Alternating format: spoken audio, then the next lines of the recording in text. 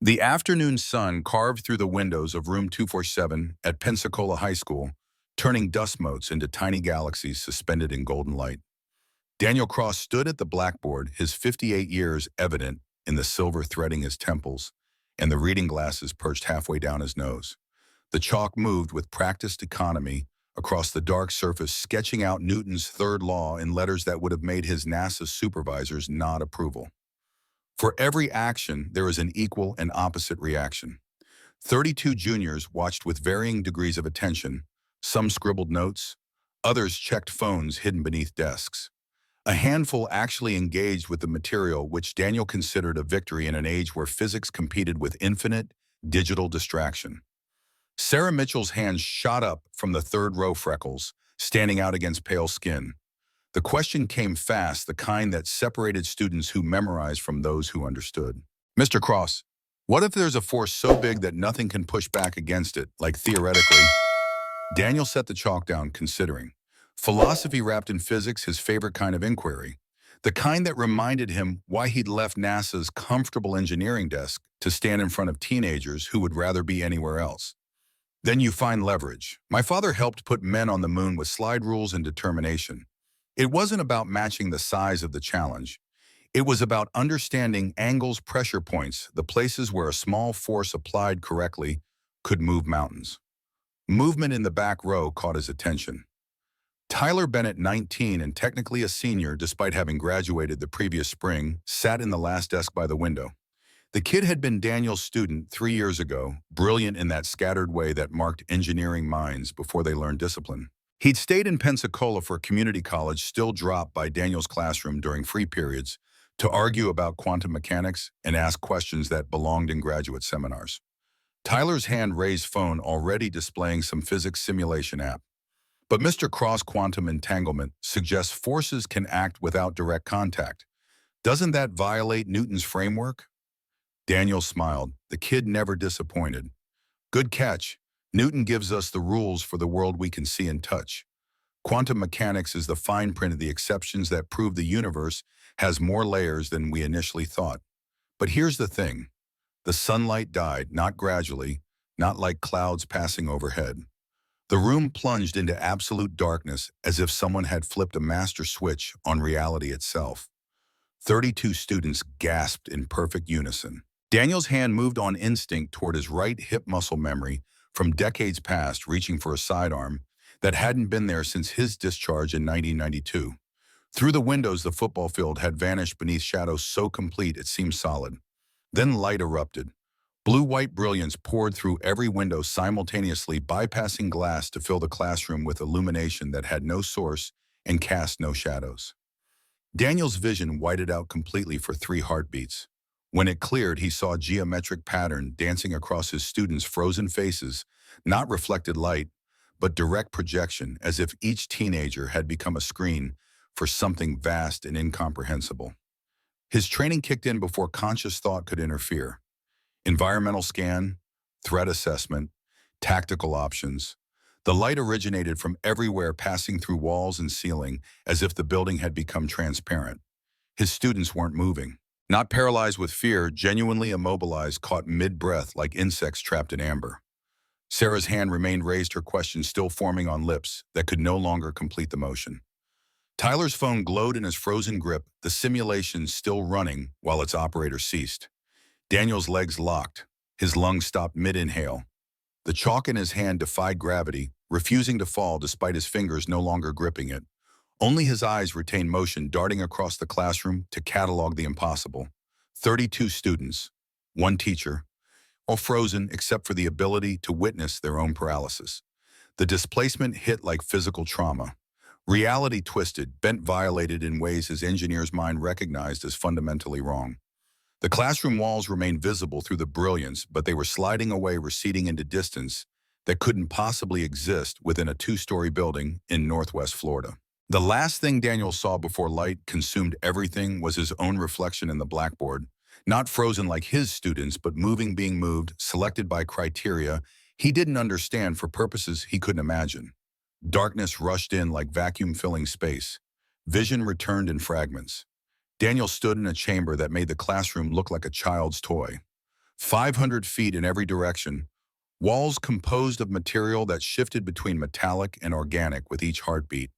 The ceiling curved overhead in a perfect dome, its surface embedded with lights pulsing in patterns his pilot brain recognized as data streams, though the meaning remained encrypted behind alien syntax.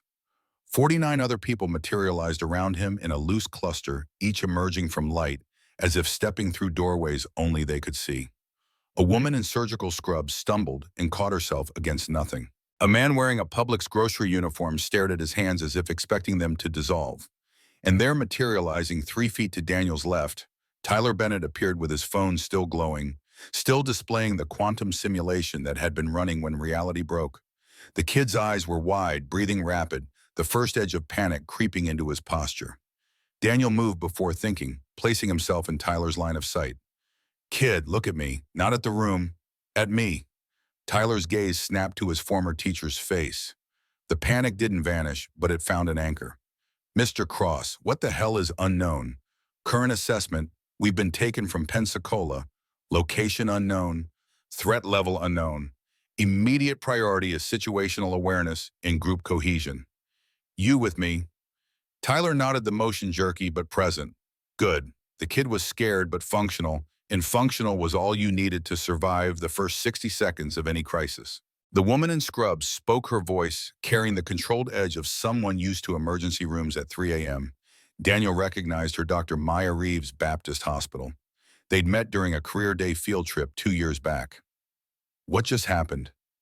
"One second I'm checking a patient's vitals, the next I'm here with—" She gestured at the impossible space surrounding them.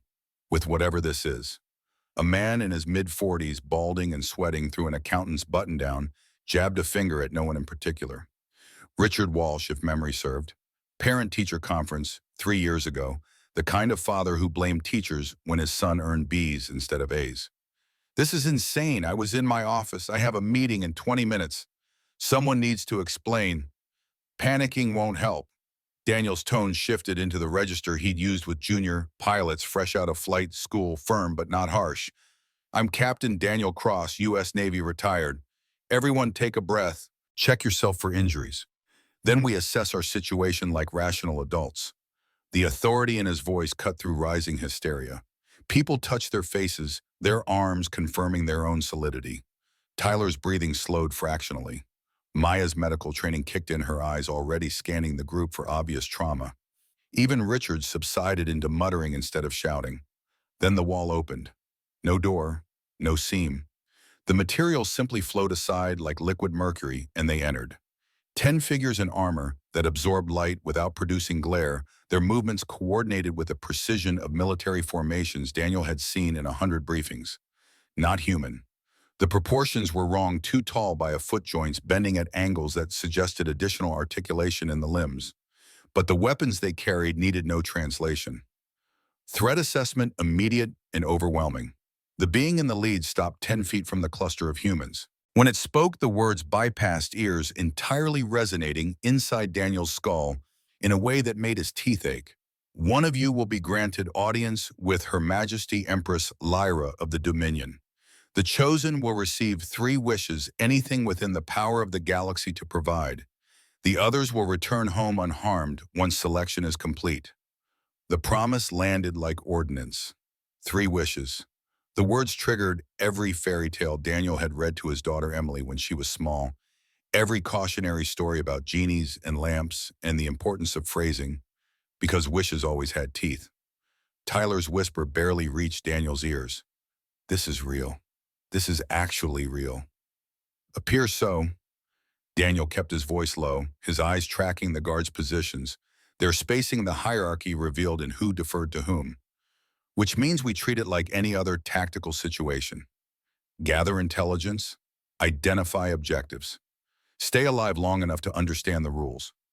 Maya shifted closer, her medical instincts finding common ground with Daniel's military ones. Professional competence recognizing itself across disciplines. 3 wishes. That's the carrot. What's the stick? Before Daniel could answer, the guard who'd spoken raised one hand. The floor beneath 50 humans shifted not violently, but with inexorable pressure. They stumbled together, clustering instinctively, as the room transformed around them. Walls flowed upward, forming a transparent barrier that encased them in a bubble 30 feet in diameter. Beyond the barrier, the vast chamber became fully visible, a space large enough to house aircraft carriers, dotted with technology that made Daniel's decade at NASA feel like cave paintings compared to spaceflight. They were in a container, a terrarium for study. Richard hit the barrier with both fists, the impacts making no sound against the invisible wall. "Let us out. You can't do this. I'm an American citizen. I have rights." His voice didn't carry beyond the barrier. Daniel watched one of the armored beings glance at Richard, then away dismissive as someone noting an insect. The guard's posture didn't change. No threat, no response. Just observation and mild boredom at predictable behavior. Richard pounded the barrier for another 90 seconds before exhaustion dropped him to sitting position, face flushed and breathing ragged. Tyler had pulled out his phone, no signal obviously, but was taking notes anyway, the familiar motion providing comfort in chaos. Maya was checking people for injuries, her ER training finding purpose in assessment, even when treatment remained impossible. Daniel settled cross-legged near the center of the bubble watching. Learning, cataloging patterns in how their captors moved, how they shifted the subtle hierarchies revealed in stance and spacing. Time passed in increments of terror and boredom. Food appeared through ports in the floor, substances that looked like protein bars and tasted mostly right close enough to be disturbing. Water that had a metallic aftertaste and dissolved on the tongue too quickly. Some people ate, others refused. Daniel ate, noting the oddities, filing them away as data points in an investigation he didn't yet understand. The group sorted itself. 20 people clustered near Richard, feeding off his outrage, building elaborate theories about government conspiracies and mass hallucinations. 10 more retreated inward, catatonic with shock. 9 attempted escape plans, examining every inch of the barrier for weaknesses that didn't exist. Tyler stayed near Daniel, filling pages of his phone's notes app with observations. Maya joined them after checking the entire group for medical emergencies, finding none beyond elevated blood pressure and stress responses. "You've seen combat." Maya made it a statement rather than question. Daniel nodded once. "Desert Storm got shot down over Baghdad on day 3 of the air campaign. FA-18 took a SAM hit south of the city, spent 47 days as guest of Saddam's Republican Guard before Delta Force pulled me out." Tyler's head snapped up from his phone. "You never mentioned that in class." "Wasn't relevant to physics." 47 days. Maya's eyes narrowed, seeing past the simple statement to the implications beneath. "POW camp. Yeah, I learned some things about survival. First rule, maintain discipline. Panic kills faster than bullets. Second rule," Tyler's voice carried the same intensity he brought to quantum mechanics problems. "Gather intelligence. They're watching us for specific responses, testing for something. That guard in the darker armor." Daniel gestured subtly at the being who'd spoken. "See how the others create space when it moves? That's command presence. And they've got overlapping observation fields, rotating shifts, professional military structure. Which means this isn't random. It's a process probably refined over many iterations." Maya processed this, her breathing evening out. "What are they looking for?" "No idea yet, but I'm going to find out." The first test arrived without warning. One of the escape planners, a muscular man in his 30s, wearing a Gold's Gym tank top, found the seam where a food port had retracted. He began prying at it with his belt buckle metal, scraping against alien composite. Others gathered around, offering encouragement and additional tools. Daniel stood, moving to intercept. Tyler followed instinctively. "I wouldn't do that." Gold's Gym glanced up, irritation flashing across sweat-slicked features. "Yeah, and who made you the expert?" "Old man?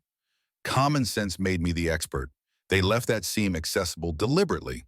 Everything in this container exists by their choice, which means it's probably a test." "You don't know that. You're just scared." "I know we're being observed by a technologically superior force that could have rendered us unconscious during transport, but chose not to. I know every interaction has been controlled and purposeful, and I know that nothing here happens by accident." Gold's Gym returned to prying. The seam widened. 2 other men joined him, fingers finding purchase in the gap. Daniel stepped back, crossing his arms. "You couldn't save people who refused to think past immediate action." The seam opened fully. Gold's Gym peered into darkness beneath the floor, then lowered himself through feet, first searching for bottom. He dropped from sight. The others leaned in, calling down. Then he screamed, not pain, pure animal terror. The sound cut off abruptly, replaced by a wet thud and the smell of ozone. The two men at the opening scrambled backward, eyes wide. Daniel approached and looked down. Gold's Gym lay unconscious on a platform 3 feet below, tendrils of blue electricity dissipating across his body. Precise, controlled, non-lethal. One of the armored beings materialized at the barrier, its voice filling the container with emotionless certainty. Escape attempts result in temporary incapacitation. The subject will recover fully. Continue. The message was clear. They were rats in a maze. Some paths led to shocks. All paths led to observation and selection. Gold's Gym floated back up through the opening on a cushion of invisible force deposited gently on the floor. Maya moved immediately to check vitals, her fingers finding pulse points, her eyes tracking pupil response. Tyler helped position the unconscious man in recovery position. Daniel noted the burn marks on Gold's Gym's hands, precise, calibrated, exactly enough voltage to incapacitate without causing permanent damage. Professional. Daniel spoke quietly, more to himself than anyone else. They know exactly how much force to apply, which means they've done this before, many times. Tyler finished helping Maya, then returned to Daniel's side. The kid was processing, synthesizing, doing what good engineering minds did when confronted with new systems. Mr. Cross, that guard, said the chosen will receive 3 wishes. Singular chosen. Past tense, like they've already decided. Good catch. So the selection criteria are either predetermined or being evaluated in real time based on our responses to controlled stimuli. Which means every action is part of the test. Exactly. Now you're thinking tactically. Maya joined them, wiping her hands on her scrubs despite no blood to clean. The motion was automatic, seeking normalcy and ritual. He'll wake up in 10 to 15 minutes. No permanent damage that I can detect, but this technology is beyond anything I understand. Richard's voice cut across the bubble louder than before.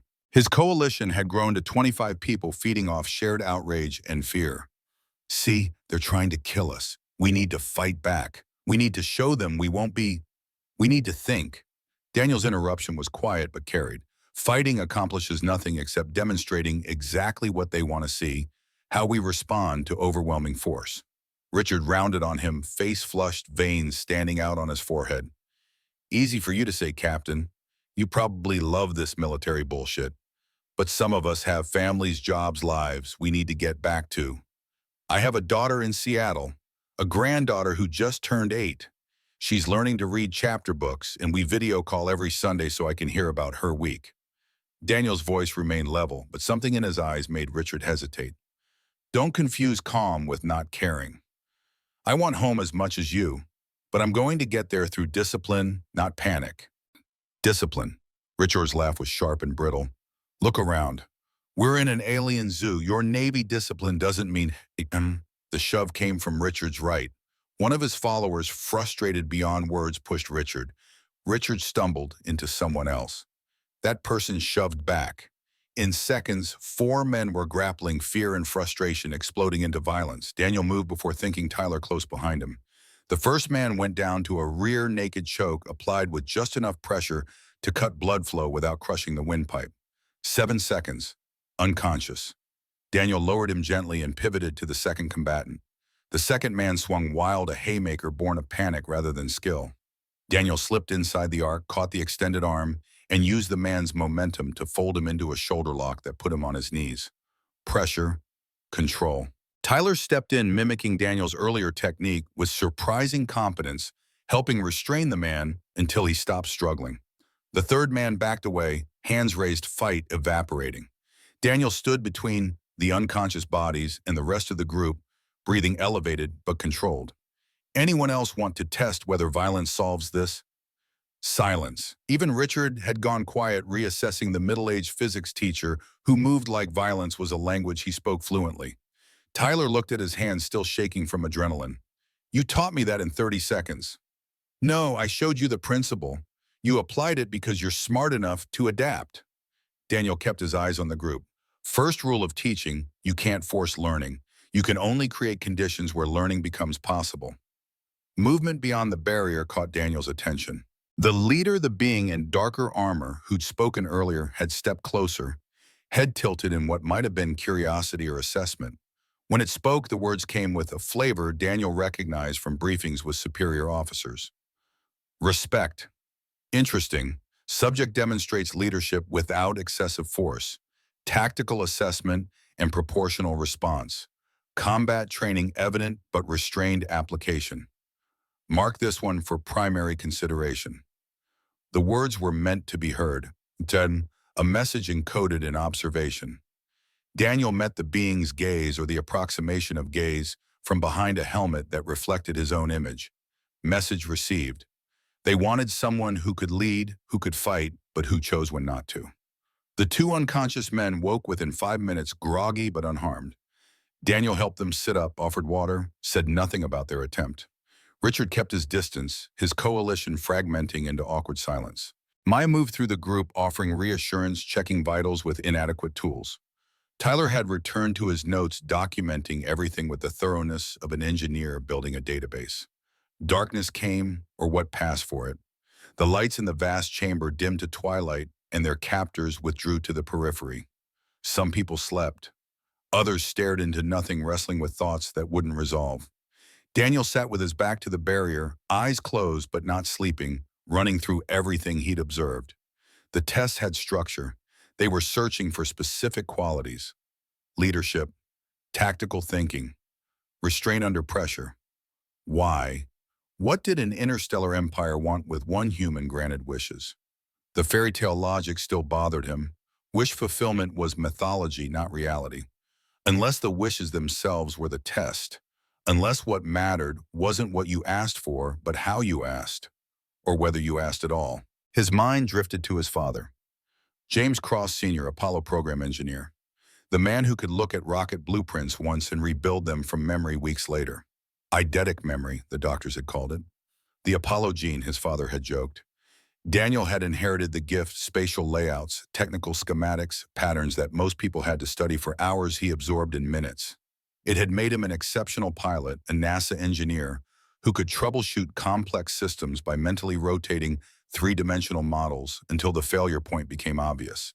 It had also made 47 days in an Iraqi prison sell into a different kind of hell. Because when you couldn't forget every beating, every interrogation, every scream from adjacent cells carved itself into permanent memory with perfect fidelity. Even now, 33 years later, he could close his eyes and reconstruct the guard schedule, the facility layout, the exact sequence of events that had led to Delta Force breaching the North Wall at Oko 300 on day 48. Some gifts were also curses. You learned to live with both. Morning arrived with brightness that suggested orbital position change. The barrier dissolved without warning, and the armored beings returned. The leader stepped forward, and this time its voice carried formal weight that made Daniel stand instinctively. Captain Daniel Cross, United States Navy, retired. You have been selected for audience with Her Majesty. Come forward. 49 pairs of eyes turned to Daniel. Maya's expression mixed relief and concern. Tyler looked almost envious, or maybe terrified, or possibly both. Richard's face showed emotions too complex to parse quickly. Tyler spoke before Daniel could move. I'm going with him. Guards shifted weapons, rising fractionally. The leader's voice carried no inflection. Only the chosen proceeds to audience. Kids, stand down. Daniel met Tyler's eyes, seeing the fear beneath determination. I'll get you home. All of you. That's a promise. Maya stepped forward, voice steady despite the tremor in her hands. Bring them back, Captain. Whatever you have to do. Daniel nodded once, then moved toward the leader, past the others, hearing whispered fragments. Good luck. Tell them about my children. Don't let them... The leader gestured. Reality shifted, not with light this time, but with discontinuity. One moment, Daniel stood in the holding chamber. The next, he walked down a corridor that stretched forever in both directions, escort moving beside him in perfect formation. The corridor defied architecture. Walls curved in ways that suggested the interior of a torus, but the floor remained level despite visible curvature. Pillars rose at regular intervals, each carved with reliefs depicting scenes Daniel's mind struggled to categorize. Battles, ceremonies, the rise and fall of civilizations compressed into artistic shorthand. The being beside him spoke without preamble.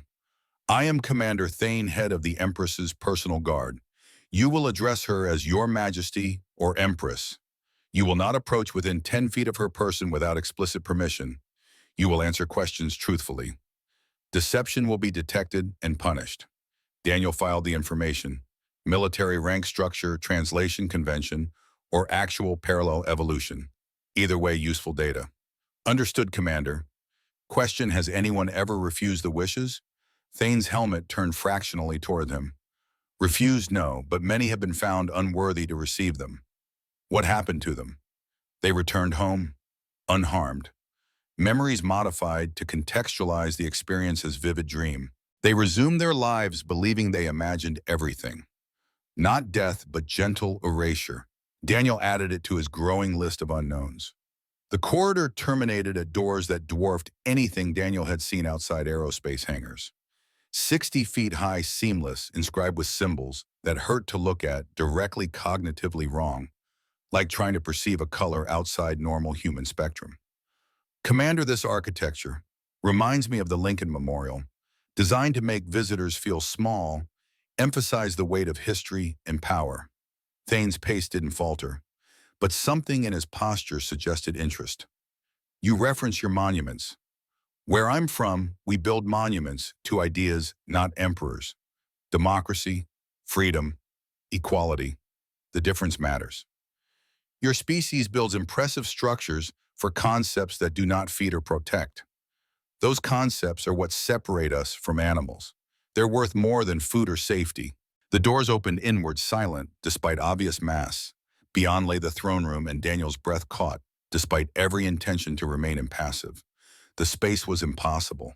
500 feet from door to throne, but somehow also intimate, as if distance could collapse at the occupant's whim. Columns rose to a ceiling lost in atmospheric haze, each shot through with veins of light, pulsing in rhythm. Daniel felt in his bones. The floor was transparent, revealing depths, suggesting they stood at the apex of a structure miles high. At the center, elevated on a dais that seemed to grow from the floor rather than being constructed upon it, sat the throne.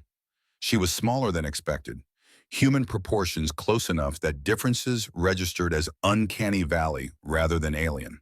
The crown drew his eyes first, not metal, not crystal, but something existing in the space between states of matter. Solid and liquid and light, simultaneously casting no shadow despite the illumination it generated. Beneath the crown, Empress Lyra's face was ageless. Not young, not old, features suggesting humanity without committing fully sharper cheekbones, eyes slightly too large and set slightly too far apart, skin reflecting light in ways that made determining actual color difficult. But her eyes, those eyes had witnessed 8 centuries. Thane's voice resonated through the chamber. Kneel before Empress Lyra, sovereign of the dominion, ruler of 10,000 worlds, first among the stars. Daniel heard the command, understood the expectation, felt the weight of protocol pressing down like atmospheric pressure. He remained standing, not defiant, not aggressive, simply at ease, feet shoulder-width apart, hands relaxed at his sides. The stance of a man comfortable in his own skin, willing to show respect but not worship. The silence stretched, 5 heartbeats, 10. Somewhere in the depth below, the transparent floor lights shifted patterns. The beings flanking the throne went absolutely still in a way suggesting shock. Lyra's voice, when it came, carried no anger. Only curiosity. You do not kneel. Ma'am, I've spent my life in service. I know proper military courtesy, but I kneel only to and even that's a choice I make freely. I mean no disrespect to you personally. Yet 49 before you knelt immediately. 49 before me probably didn't spend time in an Iraqi prison learning exactly how much their autonomy meant. Or maybe they're just smarter about survival. Hard to say. Guards shifted. Thane's hand moved to his weapon. Lyra raised one finger fractionally and the motion stopped. She leaned forward, studying Daniel with intensity that felt like physical pressure. You stand before absolute power and make jokes about survival. Force of habit, Your Majesty. Humor kept me sane for 47 days when nothing else would. Old habits die hard. Tell me, Captain Daniel Cross, Why should I not execute you for this insolence? Honestly, I don't think you will. Because if you wanted blind obedience, you wouldn't test 50 people. You'd just pick one at random and be done. The fact that you're testing means you're looking for something specific. And I'm betting it's not another person who kneels on command. Something flickered across Lyra's face too fast for Daniel to identify. Interest, amusement, irritation. The crown pulsed brighter for 1 second, then settled. Bold, foolish, refreshingly different. She gestured and a holographic display materialized between them, showing Daniel in the holding chamber. Stopping the fight, helping the fallen. 50 different angles analyzing every micro-expression. I seek someone who thinks beyond themselves. Someone who leads without tyranny. Someone who has seen the worst of their species and chosen not to become it. The images shifted. Daniel saw flashes of previous humans, a woman demanding eternal youth, a man asking for dominion over enemies, a teenager requesting godlike abilities. In each case, wish granted. In each case, the human left satisfied. And in each case, Lyra's expression grew colder. You are number 1,000, Captain, and you are the first to question why I offer wishes at all. Daniel processed this. You're not looking for someone to grant wishes to. You're looking for someone who won't waste them. Or maybe someone who will ask the right questions instead of jumping straight to demands. Perhaps I am merely curious what someone like you would choose. Lyra's smile was slight and sharp. So I ask, what is your first wish? The moment crystallized. Every path branching from this point became visible. He could ask for world peace and hunger, cure disease. Noble goals that would save millions. Exactly what Lyra probably expected from someone trying to prove worthiness. But she hadn't tested 1,000 people because she wanted predictable. Daniel took a breath, committed to the angle his instincts screamed was correct. My first wish is this: show me the complete truth of your empire. Every conquest, every decision, every cost. I want the full operational debrief, unredacted, nothing held back. Assets and liabilities. The real ledger. The chamber's ambient sound stopped completely. Guards stopped breathing. Thane's weapon was definitely in his hand now, waiting for the order. Lyra stared at Daniel as if she'd never seen a human before. When she spoke, her voice barely rose above a whisper. You would waste a wish on knowledge that brings no power, no benefit, only burden. Ma'am, I can't make informed decisions without intelligence. And if I'm going to use wishes that might affect billions of lives, I need to understand the system I'm operating within. NASA taught me you don't build spacecraft without knowing every failure mode. Same principle applies here. You are insane. Possibly, do I get my wish or not? Lyra's laugh was unexpected, sharp, bitter, almost human. You demand accountability from an empress. Bold, foolish, unprecedented. She raised her hand and reality rippled like water disturbed by stones. Very well, Captain, but understand, truth is a weapon sharper than any blade. Once you see it, you cannot unsee it. Some who have glimpsed what you request chose death rather than carry the weight. Their minds broke under total perspective. I survived interrogation by people who wanted me broken. I can handle truth. We shall see. The orb materialized between them, 2 feet in diameter, its surface swirling with colors that had no names in any human language. Patterns emerged in dissolved star systems, fleet formations, battle geometries, all rendered in detail that made Daniel's NASA work look like kindergarten drawings. Thane moved closer, voice carrying warning. Captain Cross, reconsider. Previous viewers, 11 went mad. 3 succeeded in ending their lives after exposure. Human minds lack capacity for total perspective. Daniel kept his eyes on the orb, noting how patterns seemed to reach towards him like living things seeking connection. Noted, Commander, but my wish stands. Lyra stepped beside the orb, her hand hovering over its surface. Then touch it, Captain Daniel Cross, and learn the price of empire. Daniel reached out. His fingers made contact with surface that was warm and cold, and neither solid and liquid in energy. The throne room dissolved into light and memory, and 800 years of accumulated choices compressed into a single eternal moment. He fell through someone else's life. The vision struck like hammer blows to consciousness. Daniel experienced 8 centuries in heartbeats, not as observer, but participant, living through memories that belonged to a 12-year-old girl named Lyra, who ran through streets painted with chemical fire. The Krill invaders moved through her home city of Illyria with harvester-efficiency bronze exoskeletons gleaming in flames that wouldn't extinguish. Their mandibles clicked in rhythms that might have been communication or satisfaction at work well done. Young Lara watched her father die from a plasma bolt that turned flesh to ash, watched her mother's last breath bubble through punctured lungs, watched her younger brother reach for her before another blast reduced him to carbon shadow on pavement that still radiated heat from orbital strikes. 8 million people, Illyria's entire population, gone in 72 hours. She survived by hiding in a waste reclamation tunnel for 6 days, drinking contaminated water and eating things that moved in darkness. When Dominion rescue ships finally arrived 3 systems away when the attack began, they found one survivor among ruins. One girl who learned that safety was illusion and power was the only truth that mattered. The vision compressed forward. Daniel felt Lyra age, felt her transform from traumatized child to weapon. 13 years of training in every form of combat, every tactical doctrine, languages and logistics, in fleet operations, in techniques that could kill in 100 ways.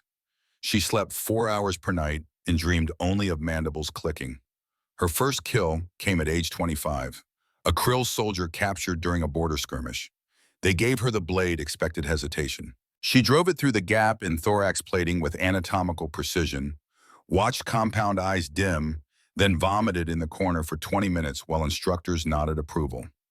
Conscience was acceptable, long as it didn't interfere with execution. 3 centuries later, Lyra commanded fleets. The visions accelerated, showing Daniel the arithmetic of empire. Planet Zentara, 400 million inhabitants, strategic position controlling 3 trade routes, standard subjugation protocol, orbital demonstration, 72-hour countdown for surrender. Zentara's government refused, called the bluff. It wasn't a bluff. Daniel experienced the bombardment from Lyra's perspective aboard the flagship, felt her finger hesitate over activation sequence, felt the weight of 400 million lives balanced against strategic necessity. The Dominion needed that route, needed the example, needed other worlds to understand that defiance carried cost measured in megatons. She gave the order. 3 million died in the first salvo. Infrastructure targets, military installations, government centers, reduced to geometry, problems solved with orbital kinetics. The second wave deployed chemical agents inducing paralysis without death, rendering defenders helpless as ground forces landed. Resistance collapsed within 18 hours. In the aftermath, Lyra walked through Zentara's capital, past buildings reduced to skeletal frameworks, past refugees huddled in whatever shelter remained, past children who stared at her with eyes mirroring her own, at age 12 empty of everything except knowledge that safety was a lie adults told. She'd ordered ceasefire when death toll reached 3 million. Strategic objective achieved. Further destruction unnecessary. Her officers questioned the restraint. Daniel felt her response wordless and absolute, "I am not Krill." But the children's eyes said otherwise. The montage continued. 87 worlds conquered, through variations on the same theme. Overwhelming force, calculated brutality designed to make examples. A few through diplomacy backed by implicit threat of what resistance would cost. The mathematics varied. The outcome remained constant. The Dominion grew. Lyra's legend expanded. The Empress who never lost.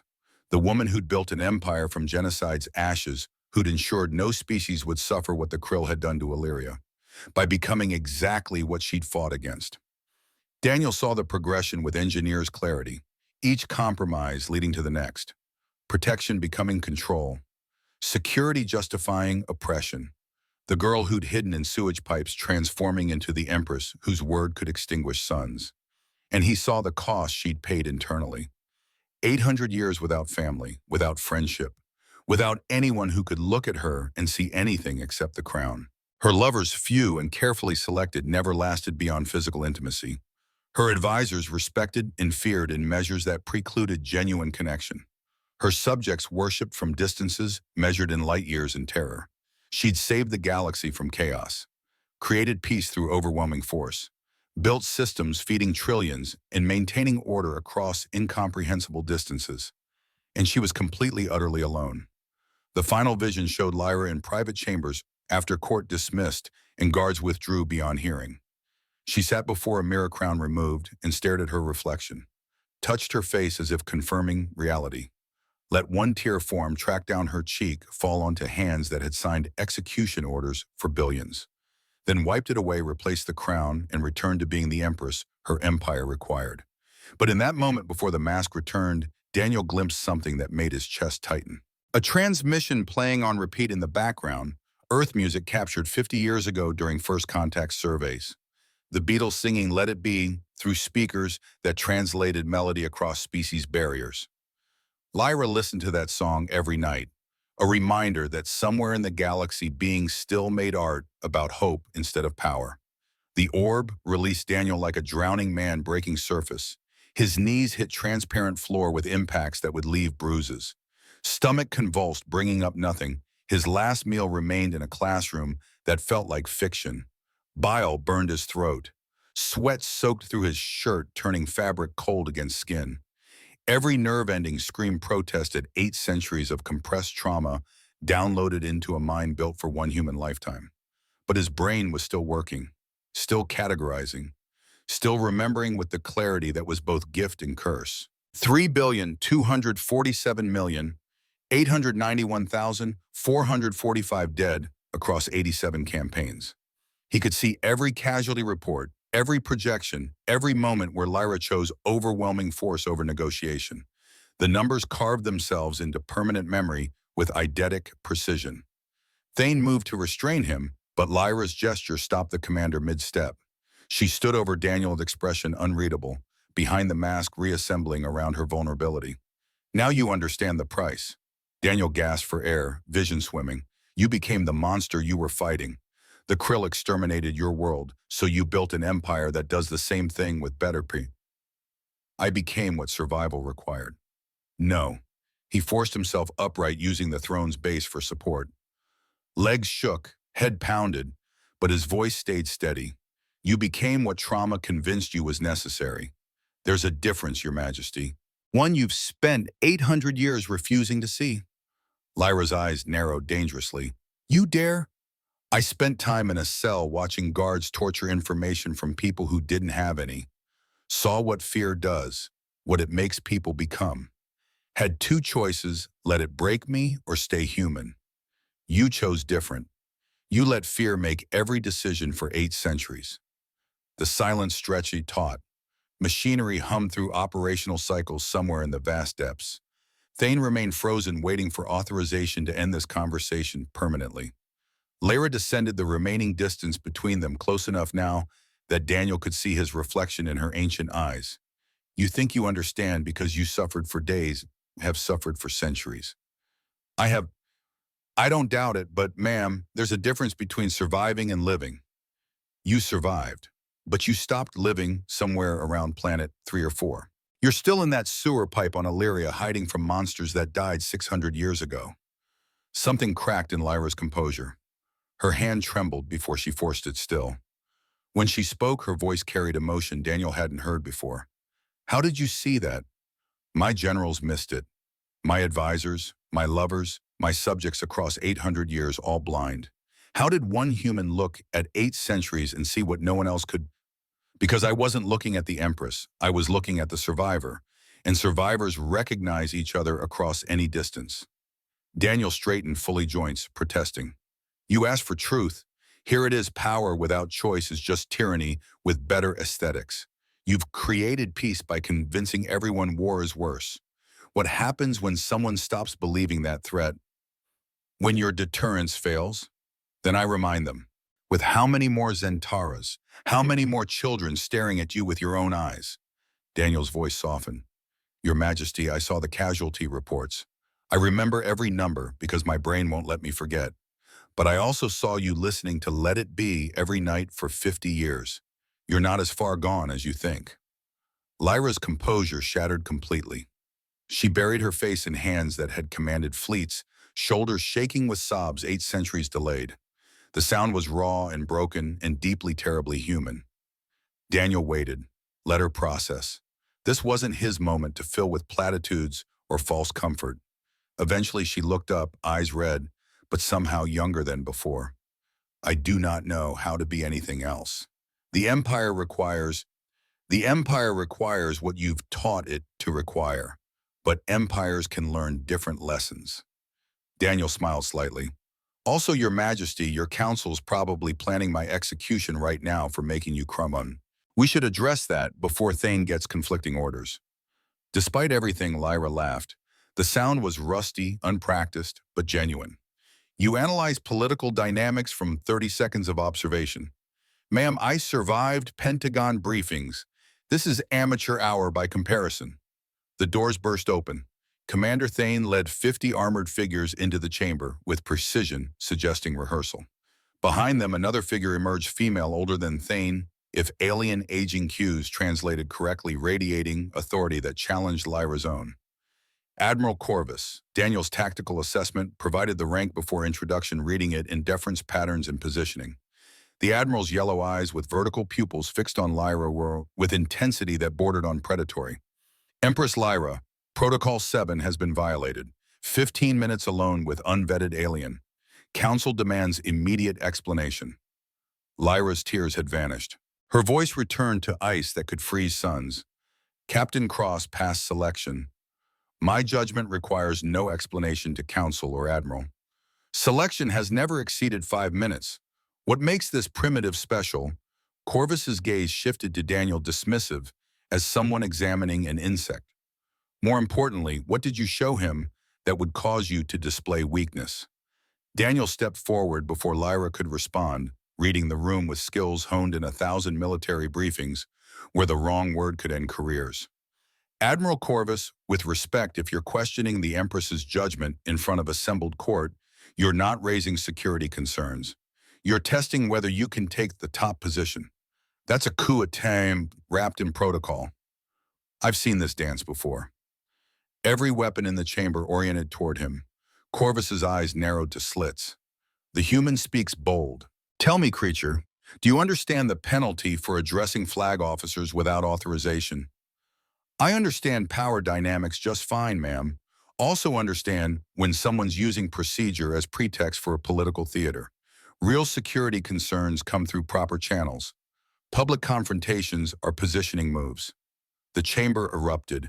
Officers shouted over each other, demanding Daniel's execution. Lyra's explanation, investigations into everything from selection criteria to psychological evaluations. Corvus let it build for 30 seconds before raising one hand for silence. Empress, if this human truly merits your faith, let him prove it. I invoke trial of worthiness. Thane's protest cut through sudden quiet. Admiral, that's reserved for officer candidates. Mortality rate exceeds 60%. He's an unarmed civilian with no combat enhancements. Then he should have remained silent. Corvus's smile showed too many teeth. The challenge is issued. Does the Empress's confidence extend to actual risk or merely to words? Every eye turned to Lyra. Daniel watched her calculate, seeing the trap clearly. Refuse and appear weak validate Corvus's challenge to her judgment. Accept and risk losing the one human who'd seen through her defenses in 800 years. Before she could respond, a voice cut through from the gallery where the 49 other humans watched. I'll fight instead. Tyler Bennett pushed to the railing, face pale but determined. Maya grabbed his arm, trying to pull him back. Richard Walsh actually looked impressed for the first time since abduction. Daniel turned to face Tyler, catching the kid's eyes across the distance. Negative, kid. Appreciate the offer, but this is my dance. Mr. Cross, I can't let you. You can and will. First rule of tactics, don't divide forces unnecessarily. I've got this. Daniel shifted his attention to Corvus, offering a slight smile. When do we start, Admiral? I've faced worse odds than 60%. Hooyah. Corvus's confusion was evident. Hooyah, Navy war cry, means heard, understood, acknowledged. Also works as general-purpose expression of confidence. Daniel cracked his knuckles, feeling the arena manifesting around them even before visual confirmation. So again, when do we start? The arena materialized from light and force fields, rendering solid surfaces from probability. 100 meters diameter transparent floor, revealing kilometers of empty space below. Stands emerged from walls filling with thousands of spectators as word spread through whatever network connected Dominion personnel. Daniel stood at one edge, still wearing classroom khakis, button-down shirt, and scuffed leather shoes. No armor, no weapons, no equipment beyond what he'd carried teaching physics. That morning, across the arena, a door opened. Draven emerged and Daniel's tactical assessment went into overdrive calibrated by decades of training. 3 meters tall, 4 arms each ending in 3-fingered hands capable of crushing human skulls like grapes. Hide resembling rhinoceros, plating gray-brown and scarred from dozens of previous trials. Tusks protruding from lower jaw. Eyes small red tracking Daniel with a predatory focus sharpened by 47 victories and 0 losses. The crowd's roar was deafening. Apparently, gladiatorial combat remained popular across species barriers. Thane's voice cut through the noise transmitted directly into Daniel's auditory processing through technology he didn't understand. Captain, 3 rules. First blood ends combat. Killing is prohibited. Mercy is permitted but rare. Draven has won 47 trials consecutively. He is Corvus's chosen champion for officer evaluations. Daniel shifted into stance weight on balls of feet, knees slightly bent, center of gravity low. Muscle memory from decades of training, dormant but not lost. In the gallery, he caught Tyler's face pressed against the barrier, taking notes even now. The kid never stopped analyzing. Understood, Commander? Any advice? Survive the first charge. Everything else is negotiable. Draven charged. The creature's acceleration shocked Daniel despite intellectual preparation. 0 to 40 miles per hour in 3 strides, 4 arms spreading wide to prevent evasion. Maybe 2 seconds to decide try dodging and risk getting caught or commit to contact and pray physics remained universal. He committed. At the last instant, Daniel dropped and slid. The transparent floor provided minimal friction, intentional design feature. He passed under Draven's guard, aiming for the gap between massive legs. Made it halfway before one hand caught his ankle with grip like industrial vice. The world spun. Daniel felt himself lifted, swung in an arc terminating against arena wall at velocity sufficient to break bones. He twisted mid-flight, getting arms up, impacting with controlled deflection that still rattled every tooth in his skull. Pain bloomed across his rib cage. 2 fractures, possibly 3. Daniel forced air into lungs that didn't want to expand, got feet under him assessed. Draven hadn't followed up. The creature stood 15 feet away, head tilted in evaluation. First exchange, humans survived. Interesting enough to warrant observation before finishing. Daniel used the breathing space to analyze with pilot's eyes trained to assess aircraft systems at 300 knots. Draven was strong, fast-armored, with advantages overwhelming in direct confrontation. But the arena itself offered variables. 4 gravity generators in corners, presence evident from subtle distortion fields. Plasma barriers cycling every 7 seconds along walls. Environmental controls maintaining atmosphere, despite open floor design. And Draven himself, pattern analysis suggested heavy breathing after exertion. Cardiovascular system not optimized for extended engagement. Energy management, same principle as dogfighting. Control the battlefield, control the outcome. In the gallery, Tyler was gesturing frantically. Daniel caught the motion, recognized classroom hand signals they'd used for complex physics demonstrations. The kid was analyzing Draven's attack patterns, trying to communicate tactical data. Tyler held up 7 fingers, then 3. Pointed right. 73% of Draven's strikes favored the right side. Compensating for old injury or natural dominance didn't matter. Exploitable weakness either way. Daniel nodded fractionally. Good catch, kid. Now watch and learn. Draven charged again. Daniel moved differently this time, not evading but angling. Led the creature toward the northeast corner, toward the gravity generator. Draven followed, either not recognizing the tactic or not caring. Why would prey matter when you outmassed it 10 to 1? At the last second, Daniel pivoted and rolled. Draven's massive fist drove forward, seeking the target that was no longer there. The punch hit the gravity generator's housing. Alarms shrieked. The field destabilized, creating a pocket of fluctuation that yanked Draven sideways with forces that made the creature roar. Daniel used the distraction to put distance between them, buying seconds for ribs to hurt less, an assessment to refine. The crowd noise had changed pitch, approval mixing with surprise. The human was using environment as weapon, tactical thinking over brute force. Draven recovered, more cautious now. The creature circled right, cutting off access to additional generators. Learning. adapting. Exactly what Daniel would do in similar circumstances. His mind was racing through calculations while his body moved on trained instinct. The arena schematic had been visible on a tactical display in Lyra's throne room for maybe 40 seconds during Corvus's entrance. His eidetic memory had captured it automatically standard operating procedure for his brain filing away spatial relationships and technical details without conscious effort. Gravity generator schematic Dominion Class 7 model. Weakness in thermal coupling at 47-degree angle on secondary junction. Strike with sufficient force at precise angle would cause temporary overload. He'd seen the blueprint, could reconstruct it in his mind's eye with perfect clarity. Just like his father memorizing Apollo schematics. The gift running through cross-family DNA. Draven charged again, more controlled this time. Daniel counted heartbeats, measured distance. When the creature was close enough to smell acrid like burning metal, Daniel moved. Forward and low, not backward. Went for joints, specifically the knee equivalent on Draven's forward right leg. No strength to break it, but pressure applied precisely where flexibility intersected the support structure. Daniel threw all 170 pounds into a strike that would have looked pathetic if not for engineering knowledge behind it. The joint hyperextended. Draven stumbled. Daniel rolled clear before retaliatory strikes could land, already moving to the next opening. The creature's lower left arm hung slightly different from the others. Tyler's 73% observation confirmed as old injury. Daniel tagged it with a palm strike to the elbow equivalent, not enough force to damage, but sufficient to register pain response. Draven roared, swinging wild. Daniel ducked under, drove his shoulder into the creature's solar plexus equivalent, felt the impact transfer through his already damaged ribs. Both fighters staggered apart, breathing hard. The crowd had gone silent. Even Corvus leaned forward in her observation position, yellow eyes tracking every movement. Draven reassessed. The human was smaller, weaker, slower. But the human thought like a predator, anticipated, adapted, used the arena, used Draven's own assumptions against him.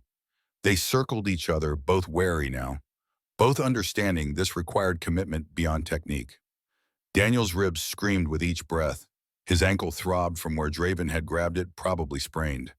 His shoulder felt like someone had driven a spike through the joint.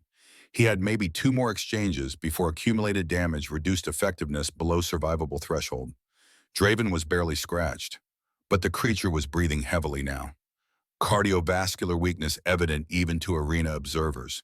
Endurance game. Could Daniel survive long enough for Draven's stamina to fail? The creature made the decision for him.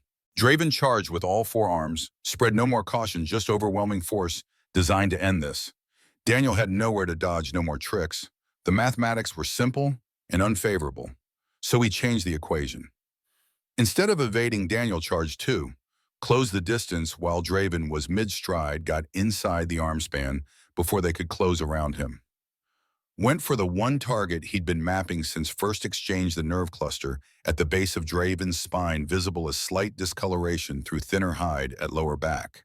His hand found the spot, pressed with every remaining ounce of strength, driving fingers into tissue with precision, guided by mental reconstruction of Draven's probable anatomy based on observed movement patterns.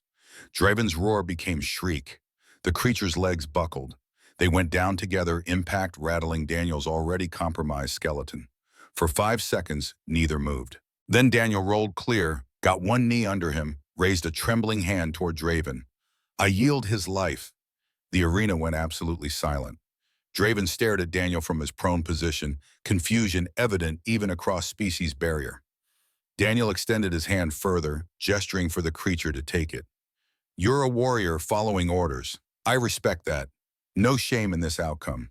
Help me up, and I'll help you up." Slowly, painfully, Draven accepted the offered hand.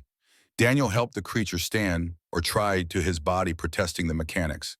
They ended up supporting each other, 2 fighters who'd earned mutual understanding through violence neither had chosen. The crowd exploded, roaring approval that shook arena walls. Even Corvus's supporters were on their feet, saluting in ways suggesting deep cultural significance to mercy given freely after victory earned through blood. Lyra stood from her observation throne, and the noise cut off instantly. "Captain Daniel Cross has proven worthy. The trial is concluded with honor to both participants." Her eyes found Daniel across the distance. "You spared your opponent when you could have finished him. Why? Daniel met her gaze, still propping up Draven with his good arm.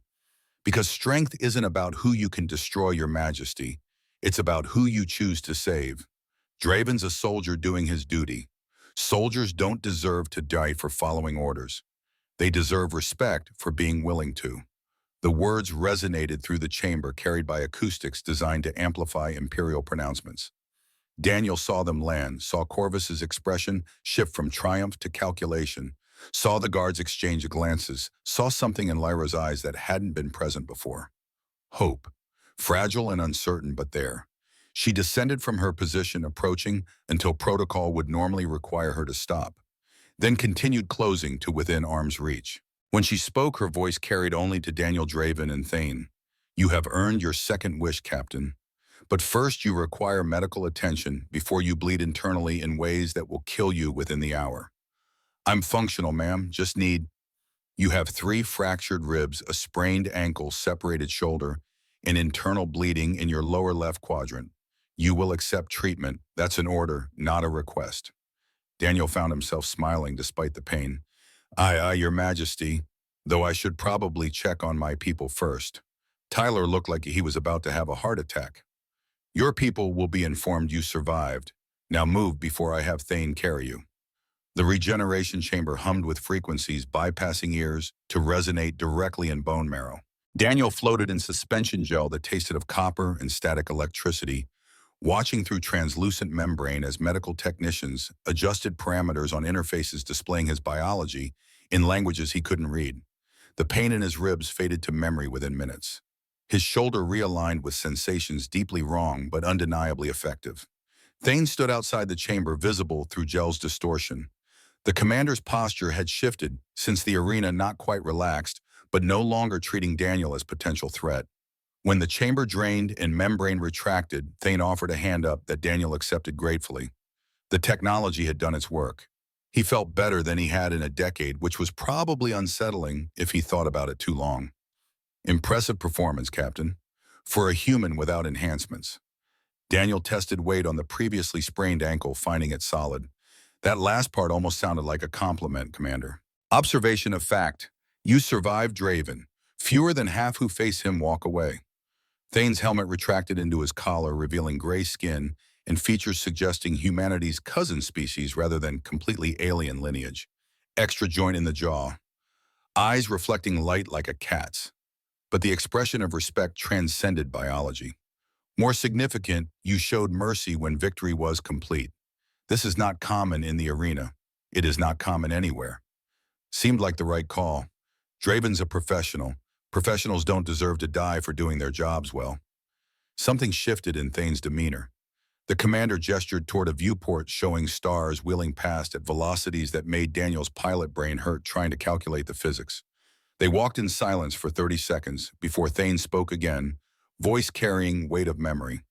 The siege of Drax 4, 18 years ago, lost half my unit holding extraction point for civilian evacuation. Command wanted us to abandon position, preserve military assets. We stayed, got everyone out, lost 43 warriors in the process. Daniel recognized the cadence, the way veterans spoke about moments that defined them. You were the ranking officer, squad leader. Should have ordered retreat when I had the chance. Instead, watched my people die, buying time for refugees we'd never met. Thane's eyes found Daniel's. 83,000 souls evacuated successfully. 17 star systems heard the story, volunteered for Dominion service because they believed we valued their lives above strategic assets. The strategic value of mercy. Admiral Corvus disagrees with this assessment, has argued for 20 years that compassion weakens the Dominion, that only overwhelming force maintains order. Corvus thinks a lot of things. Most of them involve consolidating power for Corvus. Daniel tested his shoulder rotation, finding full range of motion restored. She's coming for me again, isn't she? Already begun. Emergency Council convenes in 2 hours. She will argue you represent destabilizing influence on the Empress. Will demand your immediate deportation or execution, depending on what arguments gain traction with wavering council members. What's your assessment, Commander? Thane's smile was slight but genuine. That you are exactly the destabilizing influence the Empress needs. This empire has been stable for 800 years. Stability becomes stagnation. Stagnation invites collapse. Better to guide change than be destroyed by it. They turned down a corridor Daniel hadn't seen before, walls pulsing with bioluminescence, suggesting living architecture. Somewhere in the distance, something howled, not distress, but communication in registers that made his hair stand up. What is that? Experiment 6734, scheduled for termination in 90 minutes. Failed hybrid warrior project, genetic combination of canid predator and humanoid structure. Too unpredictable for military deployment. Too dangerous for civilian release. Thane paused at an intersection.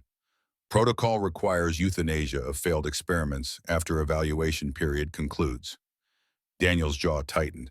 Take me there. Captain, I cannot authorize.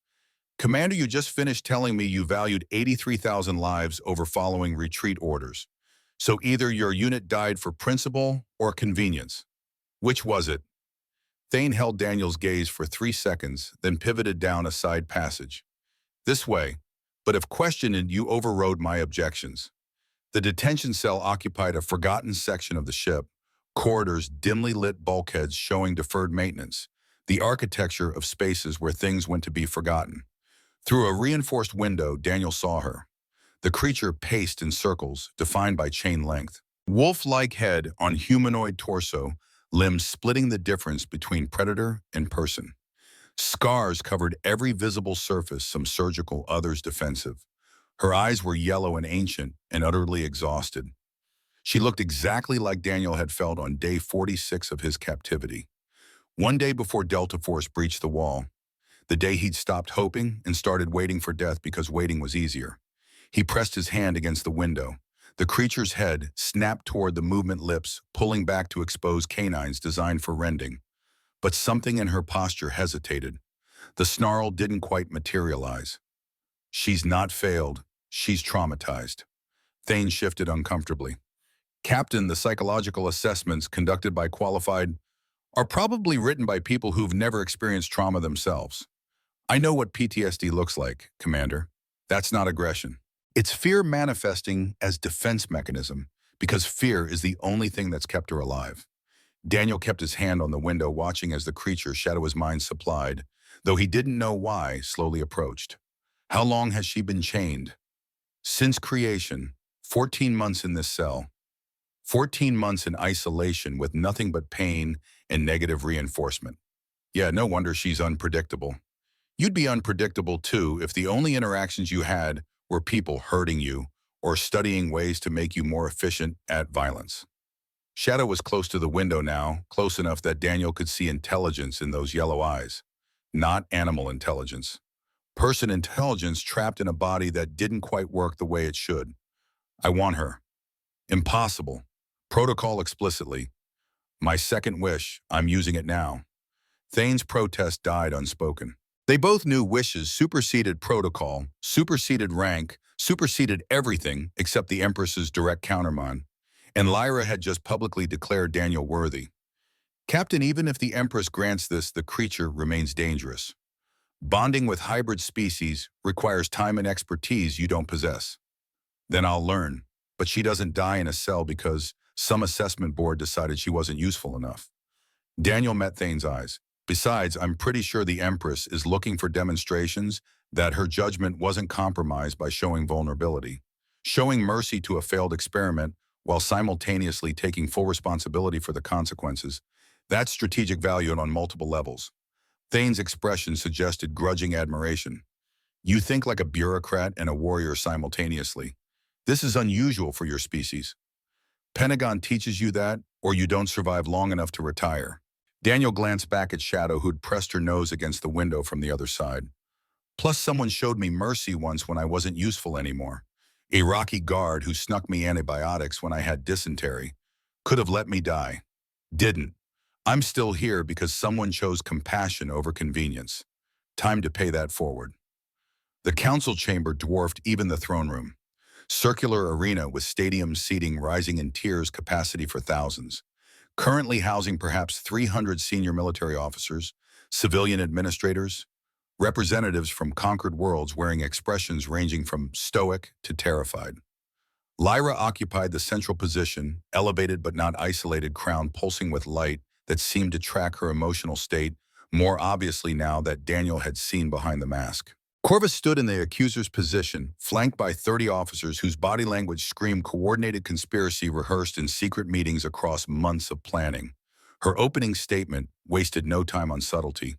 Empress Lyra has violated Protocol 7, remained alone with unvetted alien for 15 minutes, demonstrating emotional compromise. Elevated said alien to status, normally reserved for Imperial allies based on subjective judgment, and now we learn she granted audience to this human after he suffered severe injuries. I invoke Article 7 of the Dominion Charter, formal inquiry into fitness for command. The chamber erupted, supporters on both sides shouting over each other, parliamentary procedure dissolving into controlled chaos. Lyra let it build for 30 seconds before raising her hand. Silence followed, absolute and immediate. Admiral Corvus, Captain Cross passed selection through legitimate channels established 800 years ago. Demonstrated tactical competence and moral clarity in trial of worthiness against your own chosen champion. Has earned the right to 2 wishes under protocols you yourself voted to uphold. Your objections are noted and rejected. The selection lasted 3 times standard duration. The trial was unnecessary risk to your credibility that could have resulted in diplomatic incident if the human died. And the wishes themselves. Corvus gestured at a holographic display showing Daniel's request for truth. He asked for knowledge rather than power, for burden rather than benefit. This is not rational behavior. It suggests manipulation or madness, neither of which should influence imperial policy. Daniel stepped forward from his position at the chamber's periphery before Lyra could respond.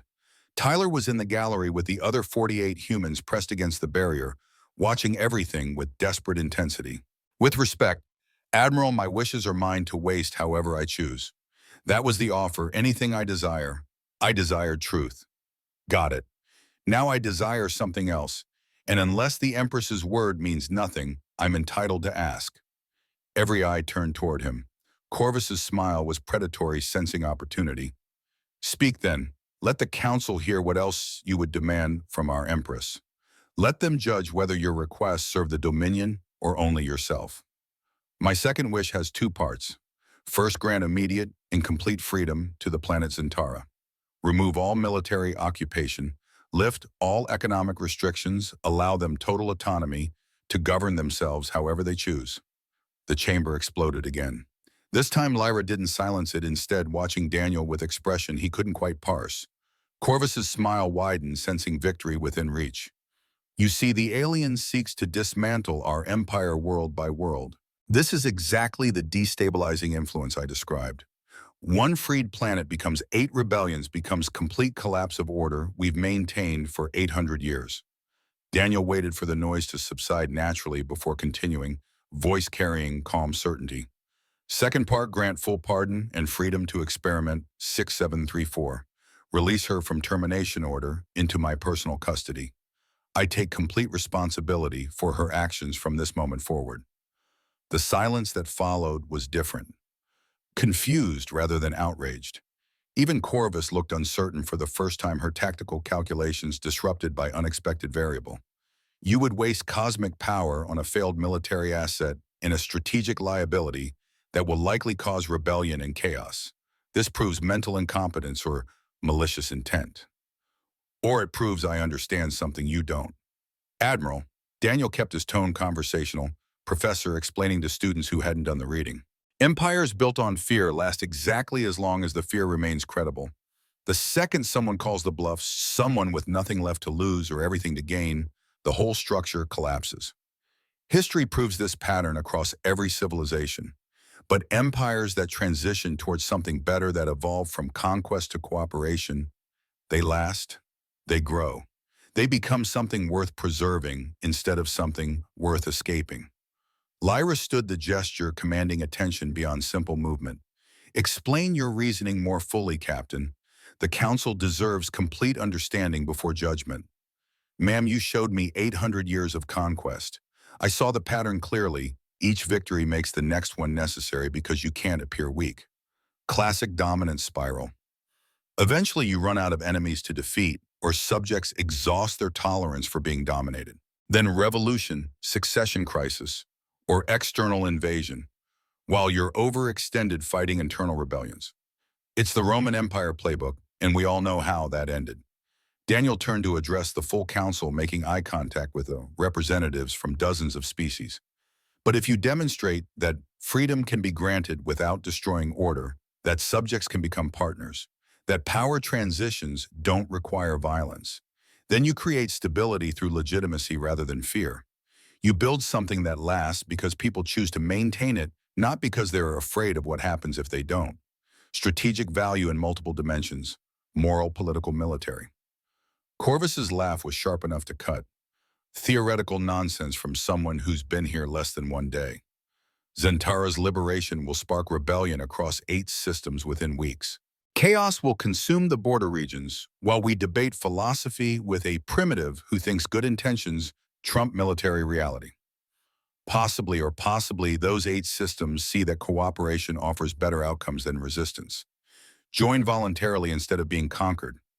Either way, you find out whether this empire can evolve or whether it's locked into patterns that lead to inevitable collapse. Better to find out now while you can guide the process than wait until external pressure forces chaotic change you can't control. The argument raged for 90 minutes. Corvus presented strategic assessments refined across years of planning, historical precedents, selected for maximum impact testimony from generals who'd fought to capture Zentara 3 centuries prior. Her coalition demanded Daniel's deportation, Lyra's psychological evaluation emergency measures to preserve imperial stability against reckless experimentation. Lyra listened to everything, asked clarifying questions that cut through rhetoric to expose underlying assumptions, allowed full debate without interruption, then delivered judgment with finality that brooked no appeal. Captain Cross's second wish is granted in full. Zentara receives complete independence, effective immediately upon transmission of this decree. Experiment 6734 is released to Captain Cross's custody with full pardon for any previous incidents. Both decisions stand as issued. Corvus's face went through complex emotional journey, shock, rage, calculation compressing into 3 seconds. Then I invoke my right as Admiral to challenge these orders under emergency protocol. If Your Majesty insists on this course, I demand fleet authorization to restore order when chaos inevitably follows. When Zentara descends into civil war and neighboring systems rebel, I will need authority to act swiftly. Denied. Then you force my hand. Corvus gestured and 30 officers moved in coordinated formation. Not quite surrounding Lyra, but positioning that suggested careful rehearsal. Article 7, subsection 12, if the Empress demonstrates incompetence threatening Imperial security, senior military command may assume temporary authority pending fitness evaluation and restoration of competent leadership. The coup attempt was happening in slow motion, parliamentary procedure weaponized. Thane and Loyalist guards moved to defensive positions around Lyra, but they were outnumbered 3-1. Daniel saw the mathematics clearly. Corvus had been planning this for months, probably years, waiting for the perfect moment. Lyra's vulnerability had provided that moment. The standoff crystallized. 50 weapons pointed at 50 others across the chamber floor. Civilian representatives pressed themselves against far walls trying to become invisible. One wrong move would trigger slaughter that would make Zentara look peaceful. Daniel stepped between the 2 factions, arms spread peacefully. Admiral Corvus, stand down. You don't want this fight. Move aside, alien. This doesn't concern you. Actually, it does, because I'm about to use my 3rd wish, and you really want to hear it first before you commit to a course of action that ends your career at best and your life at worst. Every weapon tracked toward Daniel. Corvus's expression promised painful death if he survived the next 60 seconds. But curiosity stopped her trigger finger for crucial moments. Speak quickly, human. Tyler's voice cut through from the gallery, desperate and determined. Mr. Cross, wait. Let me. Stay there, kid. This is my play. Daniel turned to Lyra, who watched him with gaze weighted by millennia of choices. Your Majesty, my final wish is this. I wish for you to remember what freedom feels like. Not conquest, not survival, not the weight of empire or the burden of trauma, just choice. The ability to choose who you want to be without 800 years of pain making every decision for you. The words hung in the air like ordnance awaiting detonation. Lyra's crown blazed with light that made everyone shield their eyes. Energy erupted from the central crystal, spreading in waves that didn't illuminate so much as reveal underlying reality. Daniel saw them manifest in the space around her, chains of pure energy, ethereal but somehow more real than matter. Each link inscribed with text in languages that hurt to perceive directly. Fear, revenge, isolation, control, pain, duty, survivor's guilt, endless vigil. 800 years of accumulated trauma made visible and tangible the invisible cage she'd been carrying every second of 8 centuries, compressed into chains that could finally be seen. The chains shattered. The sound was glass breaking metal, snapping reality tearing. Each chain's destruction sent shockwaves through the chamber that rattled teeth and stopped hearts for fractional seconds. Lyra cried out, not in pain, but in released primal sound of grief finally permitted expression after being suppressed for literal lifetimes. As each chain broke, music filled the chamber. Not external sound, but internal experience transmitted directly into consciousness through means Daniel didn't understand. The Beatles singing Let It Be for the final chain, the one labeled Endless Vigil, the one that had required her to never rest, never trust, never stop watching for threats. When the music faded and the last chain dissolved, Lyra fell to her knees. The crown slipped from her head to clatter on the floor, all pretense of imperial dignity, consumed by the avalanche of suppressed emotion, finally breaking through 8 centuries of repression. Tears flowed freely. Sobs racked her frame. The Empress, who had never shown weakness before her subjects, completely, utterly broke down in front of 300 witnesses and countless others watching via transmission across the Dominion. And in breaking, transformed. Daniel saw it happen in real time, saw the change ripple through her physiology as if the chains had been physical restraints rather than psychological. Saw her shoulders relax from military rigidity into something approaching natural posture. Saw lines around her eyes soften. Saw the ancient weariness drain away like poison from a wound. Saw her remember being Lyra instead of just the Empress. The chamber had gone absolutely silent. Even Corvus's weapon had lowered. The Admiral, staring in shock at the impossible. Emperors didn't cry, didn't break, didn't show vulnerability that could be exploited by ambitious subordinates. But the exploitation didn't come. Instead, one by one, the guards lowered their weapons, then the officers. Then even Corvus's coalition, uncertainty replacing certainty on every face. They were watching something none of them had framework to process genuine emotion from a being they'd elevated beyond such human weaknesses. Shadow howled from somewhere distant in the ship. The sound carried through bulkheads and barriers, mournful and somehow understanding. Other voices joined thousands of crew members across the vessel, responding to something they felt rather than understood. Permission to grieve, permission to feel, permission to be more than just functions serving the Empire. Lyra lifted her head, eyes streaming, voice breaking on every word. I did not know. I did not know the weight until it lifted. I forgot how to simply be without it. Daniel knelt beside her, close enough that Thane tensed but didn't interfere. Close enough to speak quietly while the chamber watched and waited. Yeah, that's what trauma does. Makes survival the only option until you forget what you're surviving for. Makes every decision about preventing the past instead of building the future. How do I rule now? How do I command respect when they have seen me shattered like common pottery? You don't rule the same way. You lead differently, maybe better. Daniel glanced at the assembled council, seeing expressions shift from shock to something approaching awe. Ma'am, they're not seeing weakness. They're seeing humanity. There's power in that too. The power of being real instead of being perfect. Lyra stood slowly, movements uncertain, like someone learning to walk after long paralysis. She picked up her crown from the floor, held it in both hands, studying it as if seeing the object for the first time. When she placed it back on her head, everything had changed. The crown no longer dominated her features, no longer seemed to wear her. She wore it controlled. It made it an accessory to her identity instead of her identity itself. Her voice when she addressed the chamber carried different timbre, still authoritative but tempered with something that hadn't been present in 800 years. Admiral Corvus, you attempted coup because you believed I had become compromised by emotional vulnerability. You were correct. I was compromised by 800 years of accumulated pain that I permitted to dictate every decision. Captain Cross has freed me from that prison. Now I make my first choice as someone truly free, someone who chooses rather than reacts. Corvus straightened clearly, expecting execution. Her hand moved toward her sidearm, possibly considering whether to accelerate the inevitable. You are demoted to captain. You will assume governorship of Zentara. You will help them build whatever democracy or republic or system they choose, using your strategic expertise to prevent the chaos you predicted while respecting their autonomy to make their own mistakes. You will learn, as I am learning, that building requires greater strength than destroying. The sentence landed like tactical ordnance detonating in slow motion.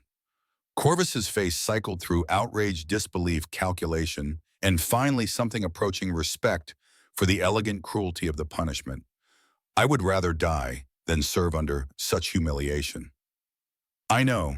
That is precisely why this is your sentence rather than execution. Death would be escape. This is accountability. This is you proving whether your principles function when applied to construction rather than conquest. Lyra's smile was slight, but carried edge sharp enough to cut. You have argued for centuries that my methods maintain order. Prove it. Show me that your philosophy works when building instead of destroying. Succeed and perhaps I'll restore your rank. Fail and you'll have proven my point about the limitations of fear-based power. Corvus stared speechless for the first time since Daniel had met her. Around her, the coalition that had seemed solid moments ago was fragmenting. Officers exchanged glances, reassessing. Civilians in the gallery watched with expressions suggesting they'd witnessed something unprecedented in their lifetimes. Thane stepped forward, fist to chest in salute that looked entirely different from previous displays of protocol. This was genuine rather than rote. Your Majesty, as ranking guard officer present, I submit for your consideration the sentence demonstrates wisdom. Captain Corvus receives punishment proportional to her transgression while simultaneously serving imperial interests, strategic and just. Others echoed the salute, 40, 60. Within 2 minutes, the entire chamber stood in acknowledgement. Even Corvus, after long hesitation that stretched into silence heavy enough to crush, raised her fist to her chest. Defeated but not destroyed, given chance for redemption instead of execution, forced to prove her philosophy or admit its limitations. In the gallery, Tyler was crying. Maya had her arm around his shoulders, both of them watching their teacher orchestrate transformation of an empire with 3 wishes that cost him nothing but nerve. Daniel caught Tyler's eye across the distance, offered a slight nod. The kid nodded back, understanding, passing between them without words. This was what leadership looked like when you thought past immediate victory to long-term consequences. This was what his teacher had been trying to show him across 3 years of physics classes that were never really about physics. The council chamber emptied slowly, conversations starting in clusters that would spread through the fleet and beyond like ripples becoming waves. Daniel found himself at a viewport watching stars wheel past, feeling bone-deep exhaustion catching up with adrenaline's departure. Footsteps approached. Lyra joined him at the viewport, crown still present, but somehow less imposing. They stood in silence for 30 seconds before she spoke. You gave me a gift I did not know I needed, did not know was possible. Why? Daniel considered the question honestly. Because you reminded me of my daughter. After her mother died 5 years ago, cancer, Emily tried to be strong. Built walls, refused to grieve, just powered through like crying was weakness. Took me 3 months to get her to understand that strength isn't hiding pain. It's facing it. It's choosing to feel and heal instead of building thicker armor. Your daughter learned this lesson. Yeah, became a therapist actually. Specializes in veteran trauma. Helps people like me, like us, find their way back from wherever war sent them. Daniel smiled at the memory. She'd probably have a field day analyzing our dynamic. Traumatized soldier meets traumatized empress, both stuck in survival mode, both needing someone to give them permission to heal. Lyra absorbed this, her eyes tracking star patterns visible through the viewport. You could have asked for anything. Wealth to secure your daughter's future. Technology to cure Earth's diseases. Power to reshape your world however you desired. Instead, you spent wishes on truth, freedom for strangers, and forcing an empress to confront buried pain. Yeah, well, Pentagon taught me that power without accountability is just tyranny with better PR. Seemed like the galaxy could use some accountability. The galaxy is about to experience considerable upheaval because of your choices. Lyra pulled up a holographic display showing system-wide communications. Reports flooding in Zentera celebrating in streets 8 other worlds formally requesting autonomy. Negotiations, civilian populations across dozens of systems organizing demonstrations demanding similar freedoms. Your strategic assessment was correct. 8 systems are moving toward independence, but they request it rather than demanding it. They offer alliance rather than rebellion. Daniel studied the data seeing patterns that would have made his NASA colleagues weep with complexity and beauty. So you transition from empire to federation, messier in short term, more stable long run, classical political science supported by historical precedent across dozens of Earth civilizations. You speak with confidence about outcomes you cannot guarantee. No, ma'am, I speak with experience about processes that work when people commit to them honestly. Can't guarantee success. Can guarantee that fear-based control has expiration date and yours was approaching fast. This way you get ahead of the collapse. Shape it instead of being shaped by it. Lyra studied him with expression mixing respect and something approaching affection. Captain Daniel Cross, I have ruled for 8 centuries, commanded trillions, shaped the destiny of countless civilizations. And one human from a backwater world has taught me lessons I should have learned millennia ago. Sometimes outside perspective is all you need, ma'am. When you're inside a system, you can't see its shape. Take someone from outside to point out what's been obvious all along. Would you serve as my chancellor? Help me reshape this dominion into something worthy of the principles you demonstrated. I need advisors who will challenge me, who will speak truth instead of telling me what I want to hear. The offer hung between them.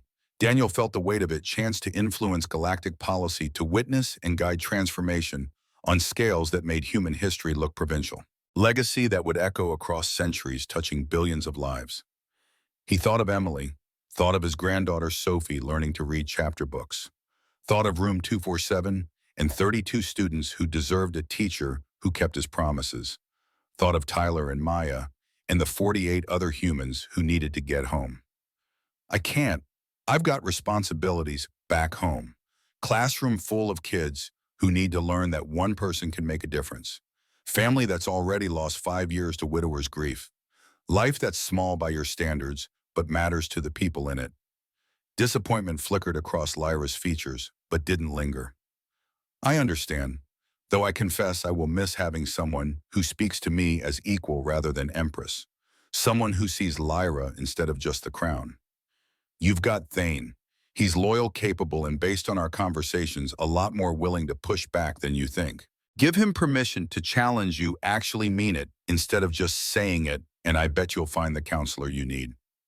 Perhaps. Lyra gestured and the holographic display shifted to show a small vessel docked at one of the ship's auxiliary bays. Sleek design that made Daniel's pilot heart race. The promise. Fast courier equipped with slipstream drive and enough automation that single pilot can manage it. My gift to you. Should you ever need to return or should I require your counsel, the journey will take days instead of decades. Daniel's throat tightened unexpectedly. Ma'am, that's too much. Insufficient gratitude for what you have given me, but it is what I can offer. She extended her hand in gesture that Daniel recognized as formal farewell. Go home, Captain Cross. Teach your students. Love your family. Live the life I spent 800 years forgetting was possible. And if the galaxy requires saving again, call. I will answer. Daniel took her hand, feeling the slight tremor that suggested she was still adjusting to emotional availability, still learning what it meant to feel without 8 centuries of armor. You'll handle it just fine, Your Majesty. But yeah, if you need reminder about why you're doing all this, I'm a subspace call away. They stood at viewport for another minute, watching stars wheel past 2 souls who'd found connection across impossible gulfs and would carry pieces of each other forward into very different futures. The farewells took 2 days to coordinate properly. Thane insisted on formal ceremony that Daniel tried unsuccessfully to avoid.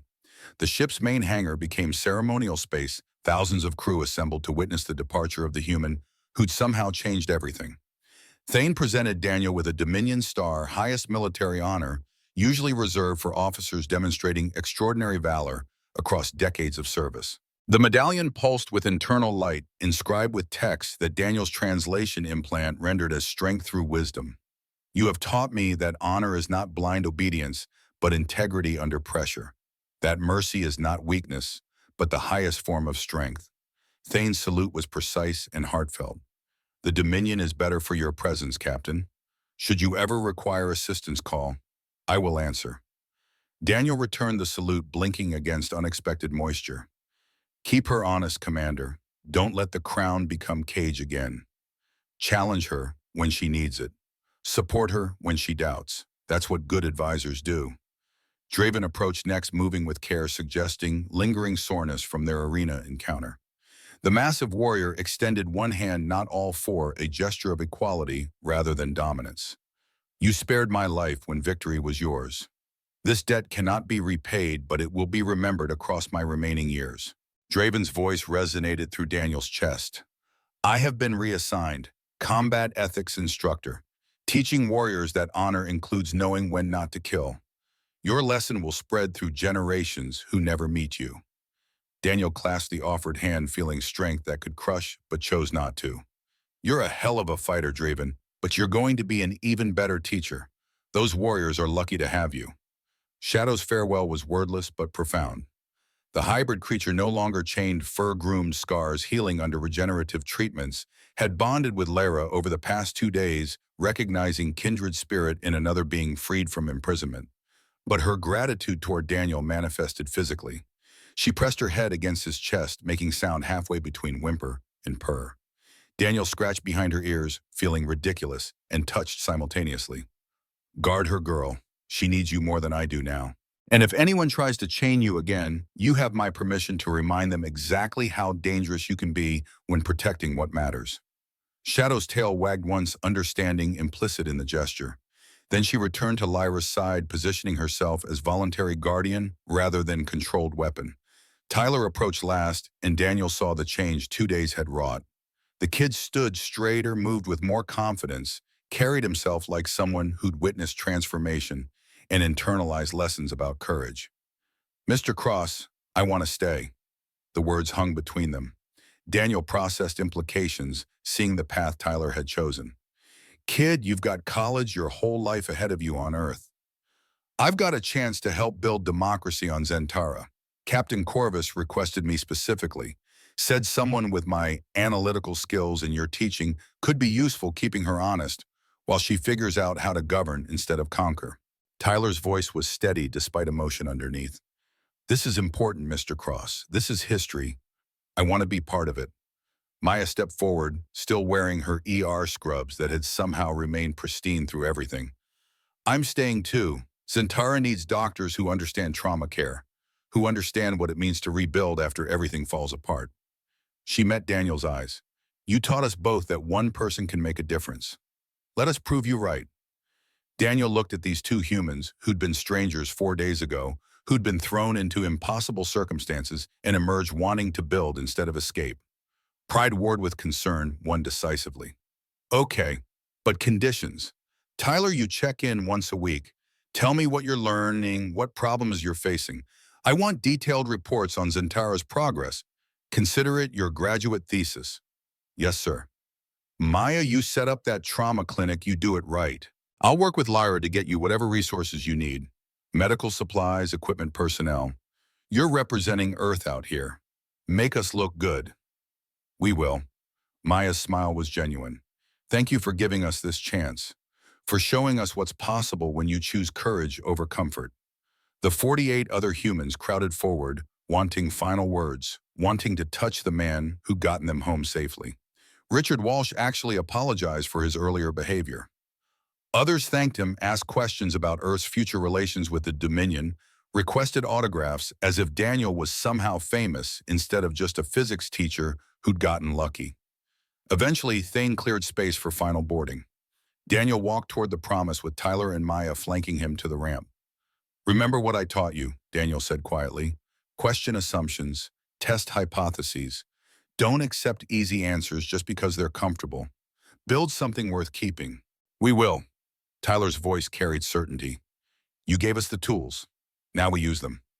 Daniel hugged them both, surprised by the emotion that threatened to overwhelm practiced stoicism. These weren't just students anymore. They were colleagues, partners, the next generation stepping up to challenges he was leaving behind. Lyra appeared for private farewell crown, absent for perhaps the last time. Without it, she looked younger, more alive, less burdened by 800 years. I have decreed to announce upon your departure. Galactic Assembly, 10,000 worlds represented. They will hear my transformation and decide whether to remain or depart. She handed Daniel a data crystal. Recording of my speech. For your archives, your students, or simply for nights when you doubt whether any of this truly happened. Daniel accepted the crystal, recognizing the gift beneath the gift proof that would survive memory's distortion. What will you tell them? The truth. That I built empire through fear and maintained it through force. That I became the monster I swore to oppose. That one human showed me better path forward. Lyra's smile was genuine now, practiced over days of learning to express emotion again. That power without choice is tyranny. That I choose differently now. That they can choose differently too. They'll listen. Not all will stay, but enough will. You'll see. I hope your faith proves warranted. She extended both hands and Daniel took them, feeling connection transcending species or circumstance. Thank you, Daniel, for seeing past the crown to the person imprisoned within, for giving me back myself. Daniel pulled her into a hug that probably violated 17 protocols. Lyra stiffened for 1 second before returning the embrace with surprising strength. You did the hard part, ma'am. I just held up the mirror. Remember that when things get difficult. You have the strength to do this. You've always had it. They separated. Lyra wiped eyes, learning to cry without shame. Remember our phrase, "Hoo-ya, Captain." Daniel's laugh was genuine and warm. Close, more emphasis. "Hoo-ya, Your Majesty." Lyra tried again, getting it perfect. Both laughed, the sound carrying through the hangar, watched by thousands who'd never heard their empress laugh before. The promise slipped away from the aegis like minnow departing whale. Daniel sat in the pilot's seat, hands moving across controls that translated his intentions into thrust vectors and slipstream calculations, with technology centuries beyond anything he'd flown. The ship was beautiful, elegant engineering, married to artistic design, every system optimized for performance and reliability. Through the view screen, he watched the Aegis recede into distance, watched it turn toward coordinates where 10,000 representatives would gather to hear Lyra's declaration, watched it accelerate into slipstream, vanishing into spaces between spaces. Then Daniel programmed coordinates for Earth, for Pensacola, for home. The transition through slipstream felt like drowning in light, compressed and stretched simultaneously. Subjective time became negotiable. Daniel experienced the journey as both instant and eternal consciousness stretched across distances, making interstellar travel look like crossing streets. When the promise emerged into normal space, Earth floated before him, blue marble, swirled with white, exactly as every photo showed, but infinitely more real. Daniel felt something release in his chest that had been clenched since the moment light first consumed his classroom. 5 days later, after navigating atmospheric entry and dealing with very confused air traffic controllers, Daniel set the promise down in the parking lot of Pensacola High School at 3 a.m. The ship's stealth systems kept it invisible to casual observation, though he suspected government agencies would have questions shortly. Those could wait. First, he had promises to keep. Room 247 looked exactly as he'd left it, the equation still on the blackboard, his coffee mug on the desk.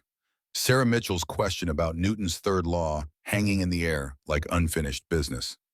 Daniel picked up chalk, added one line beneath the original equation in handwriting that looked steadier than he felt. Every choice creates ripples, but ripples can become waves that change everything. Choose wisely. The door opened. Principal Tom Henderson stood in the hallway, expressions cycling through relief. Anger, confusion, compressing into seconds. Daniel, where the hell have you been? You disappeared mid-class 3 weeks ago. We had FBI, NSA, everyone crawling over this place thinking terrorism or abduction or... Henderson stopped, really looking at Daniel for the first time.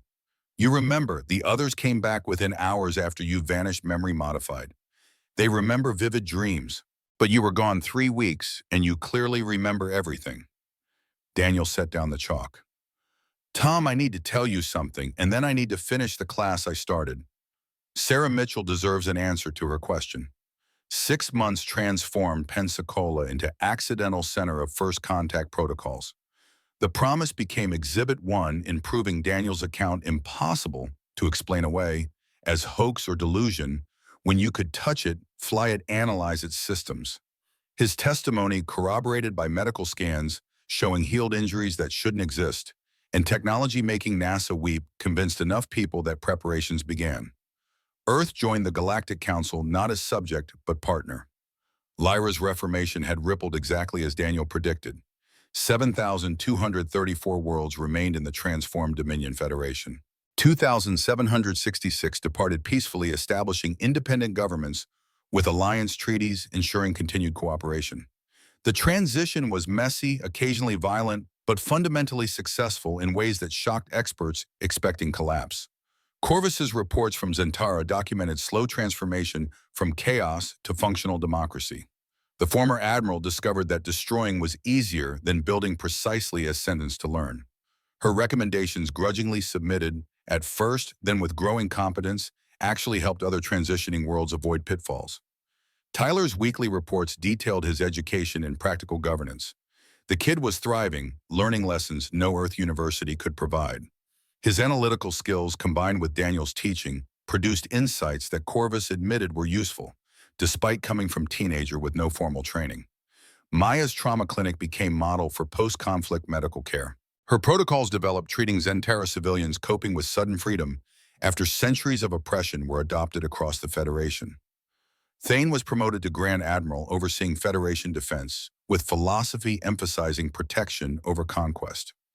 His speech is frequently quoted, a human named Cross who demonstrated that strength included knowing when not to fight.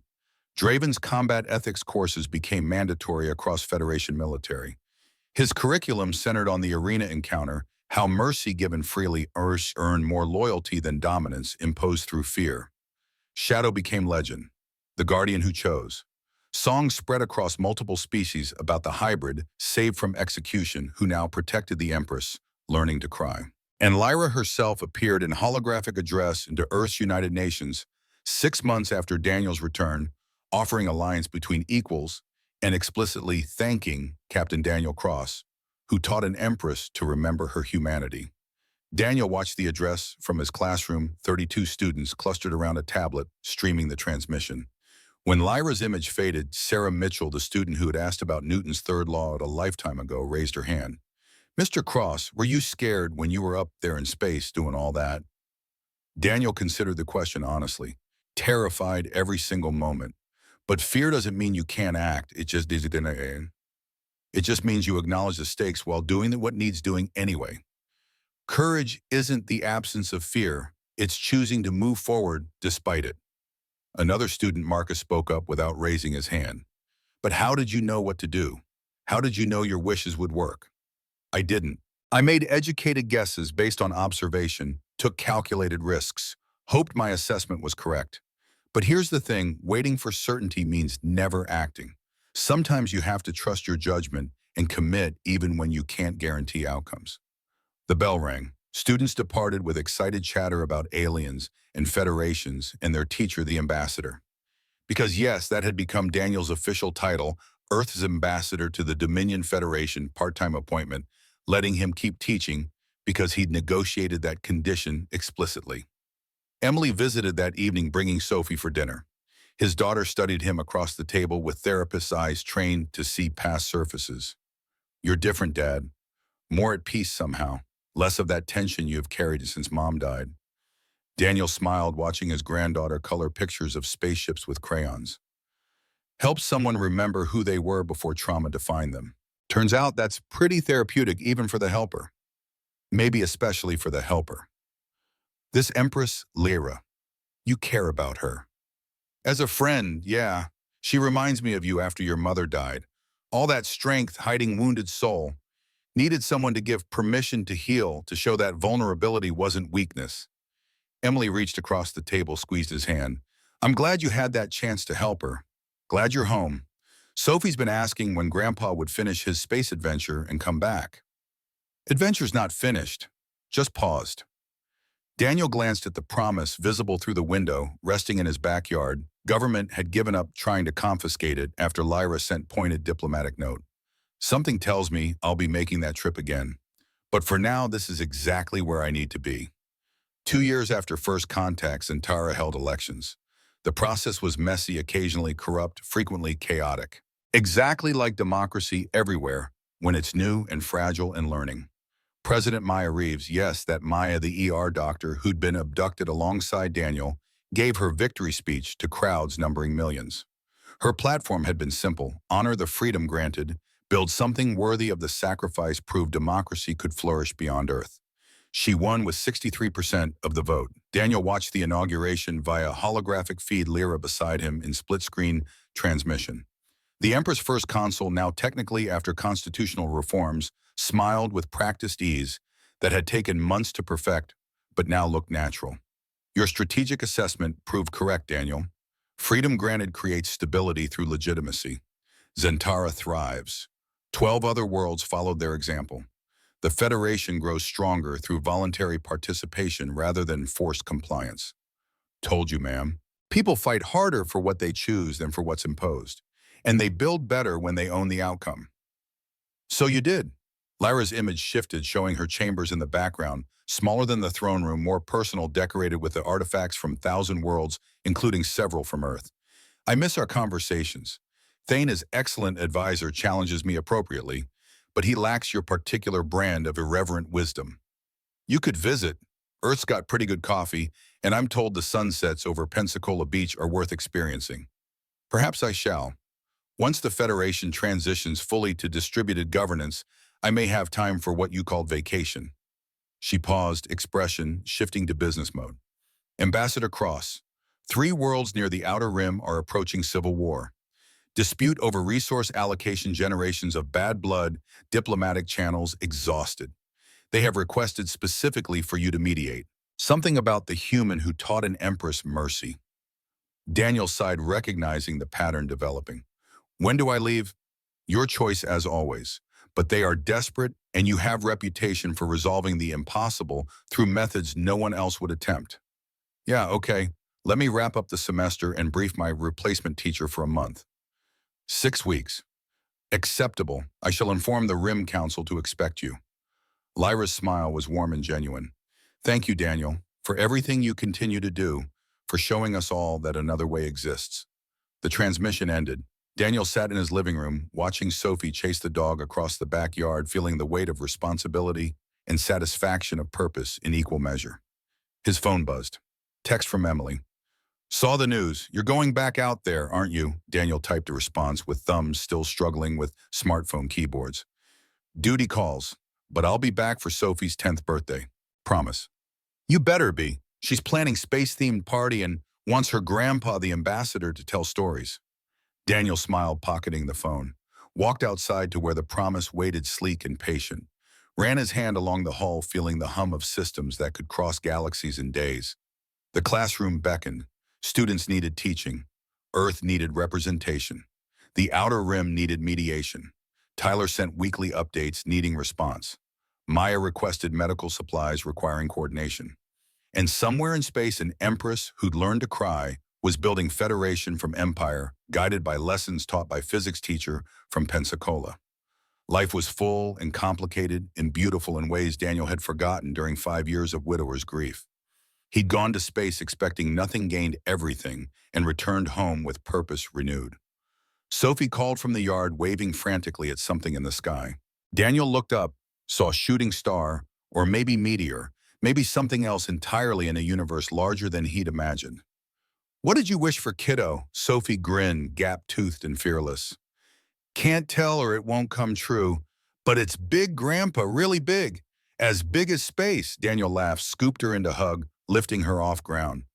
Then I can't wait to see it happen, because in my experience, the biggest wishes are the ones that come true if you're brave enough to work for them. And somewhere distant, Lyra addressed Federation Council.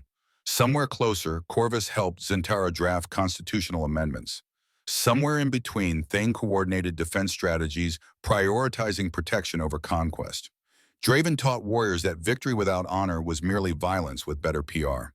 Shadow guarded an empress, learning each day to feel more fear, less trust, that vulnerability was strength in disguise. And in a backyard in Pensacola, Florida, a man who changed the galaxy with 3 wishes watched his granddaughter chase dreams across grass wet with evening dew. Not the end, not the beginning. The continuing story of choices rippling outward, creating waves that changed everything one decision at a time.